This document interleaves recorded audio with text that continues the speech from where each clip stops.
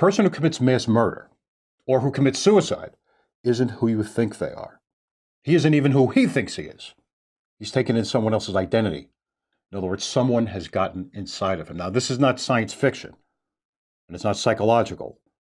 It's metaphysical. Anyone who's compelled to kill other people this way, or even to kill themselves, is in a very particular conflicted state of mind. It's an identity crisis. They aren't who they appear to be. And just what do I mean by that? And how does that lead to violence? Well, first, they're judgmental and angry. They're in a negative, suppressed state, emotional state, and they're unconscious. And it's that lack of awareness that brings them to a place where they become connected with, they become linked to something inside of them, something that isn't them. They don't realize it. It's not on purpose, but something directs them, their thoughts that they listen to. They might not tell anybody about it because they think it's them. They think they're coming up with those thoughts. It isn't. It's not them. So if it isn't them, then what is it? Well, we think of it as ego, and that's an acceptable term. I use it too. But it's a lower self-entity, a thing that plays God through them. It's a creature, or rather it's the nature of a creature, a dark nature. It judges others. It judges them. That's why these people are very often depressed. It gets in through resentment. Anger has gotten inside, and it's spun into streams of emotional thinking, negative thoughts that aren't their own, sometimes violent thoughts. And this happens while no one's looking, when they're young, just kids. It starts out in the home, and then it's carried into the schools, and it spreads. Something horrible takes over their thinking, takes over their behavior. They can't help it. They've been shocked at home. They've been preconditioned by resentment, especially in a broken home, in a fatherless home. That's a place where the family environment is ruined by weak, demoralized men that have no idea how to be a loving husband, how to be a loving father. They have no honor, no authority to guide a family. The father let them down when they were very young. Maybe ran away or was weak or was a bully. He didn't protect them. They were children, babies, defenseless. So instead of patience from both parents, they got a projection of anger, emotion, either from one or from both of them. And now they're full of it. They become ticking time bombs that can go off at any time in a violent act against themselves, against someone else. Could be on a spree. And innocent people can be hurt or killed. Now, most of them don't go that far, thank God. They don't go quite that far. But then they're becoming drug addicts, bullies, alcoholics, foodaholics, sexaholics, workaholics. Obsessions take over.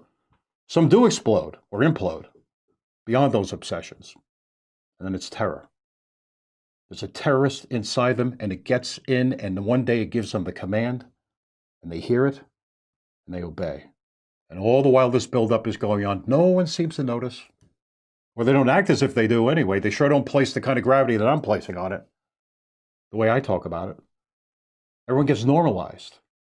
School administrators and teachers, they see the obnoxious, narcissistic attitudes, some antisocial behavior. But by and large, these poor kids are ignored. Maybe they're sent to a counselor by a teacher or by a parent. That's not taking care of anything. That's still ignoring the problem. That's the easier, softer way. It isn't help, not real help. The counselors are just a port of entry to the psychiatrist's office. And what do they have? One solution: drugs, SSRIs, antidepressant chemicals that numb the conscience, to dull the discomfort so that they conform, medicated. All that does is cover up the symptoms of the anger infection, and now it gets worse, but now it's undercover. And that thing begins to get stronger, gets louder. It's inside, it speaks, it talks, it's smart, it's an intelligence. Have you heard it? You know you have. That's the voice that's inside your head that nags you maybe you forgot to turn the iron off, or you left the water running in the basement, or it tells you that you're an idiot for some small mistake that you've made, or that you're wonderful for some tiny accomplishment, or that you're wonderful for nothing with no accomplishment. I'll tell you about that one day. That happened to me, almost destroyed me, if it weren't for conscious awareness. See, everyone gets approached by this self-chatter. It's inside. But for these broken souls, it's more than just that. It gets louder. The chatter gets louder. It gets more.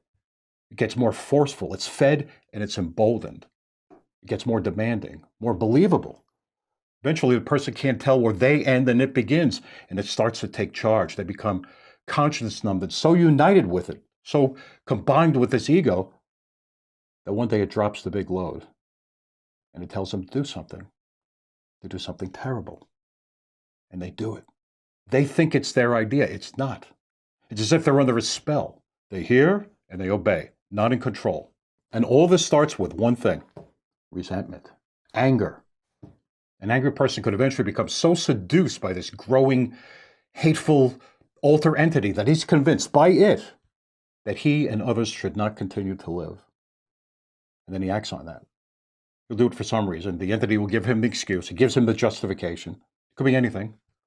Typically that the world would be better off without these people alive, or that if he kills himself, then the world would be better off without him, or that his family would be better off, or that a group of people or some family member or members are evil, and they have to be snuffed out to spare the world. He's told that he's a savior, and he believes it. These aren't his ideas. Or he becomes a little automaton, and then it's off to the crowded mall, to the school campus, the workplace, the rock concert with an AK-47. And we fill the body bags. And then the anger that's in him gets spread onto everyone who sees, everyone who's upset by it. Mission accomplished. Or maybe it's over the rail of a bridge, the edge of a subway platform. Or maybe he slips his neck into a suspended belt loop in a doorway, like poor Robin Williams, like David Foster Wallace, Anthony Bourdain, or whoever's next. It's not their idea. The cheerleader down the street, the store owner, the computer engineer, these people, they could seem like they're okay. They look like they're doing well, but they're not. They've been tricked. Something is broken. Anger has gotten inside.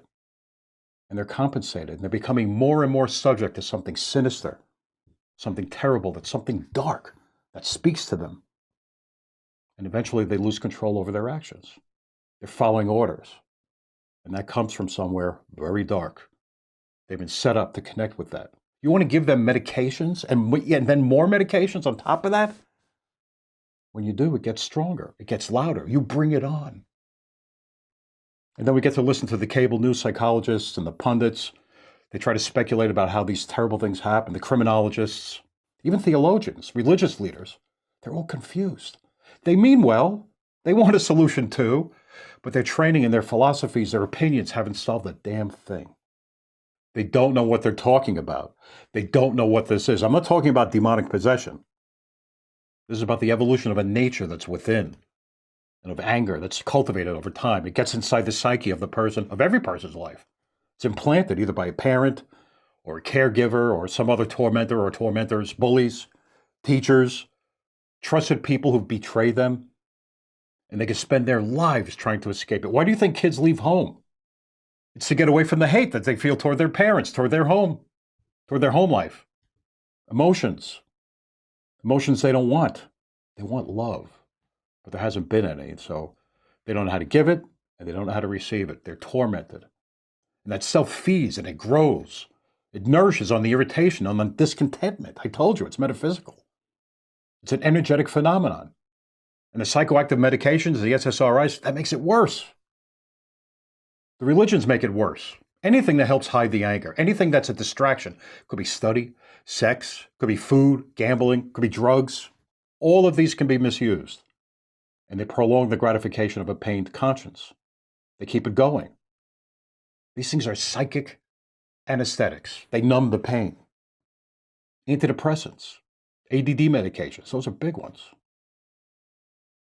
They enable the ego, this unholy self, to enlarge and get big, and it just grows out of proportion. Inflated egos pulling the strings, creating and controlling monsters, deadly monsters who hear and they obey. They obey the voice of whoever or whatever's gotten inside them. They're hypnotized.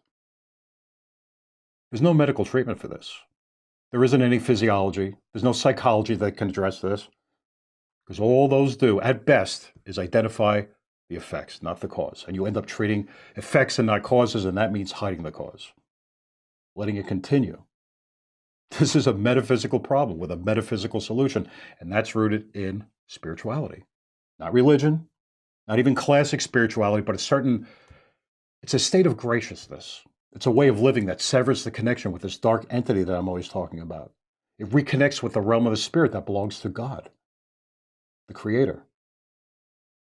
The solution to mass violence, mass murder, all violence, is not based in medications. It's not based in chemical brain tampering. Redundant gun legislation isn't going to change a damn thing. Changing the Constitution is not going to do it. What? Are you kidding? It's based in human awareness, and that you can only get through consciousness, because consciousness reunites you with your Creator.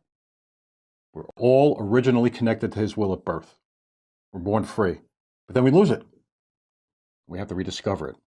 It's within. That's where it can be found. Now, these are terrible events we're talking about here. You have to consider that there could be somebody making this happen. Someone who gets this, who understands how this works, and who uses this information to manipulate, to incite violence, for power. Could be. But even if that's the case, we can still get out of it. Everyone who learns to face the stresses and the pressures and temptations of life can escape this. All you have to do is meet the negative energies that are packed into resentment, to meet them with grace. Everyone who does that develops immunity to resentment. We become patient, loving human beings. We no longer hate. It's not even possible to hate and be awake at the same time. We learn to love. We automatically forgive those who have trespassed against us, no matter what. I propose that solution for you too, for all the world. All it takes to meet these cruelties, these injustices of the world, and survive, is by practicing simple stillness. It's in consciousness. It takes some practice. Not a lot, just a little, but then it's automatic. And it's done through a unique form of meditation that I call non-contemplative meditation. It's an exercise. It's simple. It isn't like anything you've ever heard or practiced before. And if you're interested in learning about it, or if you need information about me, go to my webpage. There's a link below. You'll be very glad that you did if you do. Look, we have the ability to rise above this. We can stay whole, healthy, mentally, physically, and emotionally as a people, each individual, if we want it.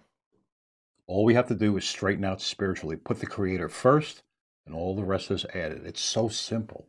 It's so simple, it doesn't even seem like it could work, but it does.